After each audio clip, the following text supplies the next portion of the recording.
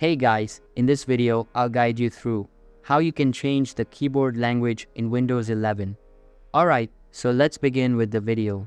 First things first, click on the Windows icon at the bottom of the screen and select Settings from the pop-up menu. Inside Device Settings, navigate to the Time and Language tab from the left side menu and then access Language and Region feature from the available options. Here, all of the available languages will be displayed. To add a new language, click on the Add a Language button and then search for the target one. After selecting the target language, click on Next at the bottom. After that, uncheck the statement at the end of the pop-up and click on Install and your keyboard language will be changed. So that's basically how you can change the keyboard language in Windows 11.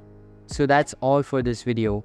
Consider subscribing if you find it helpful, and I'll see you in the next one. Thanks.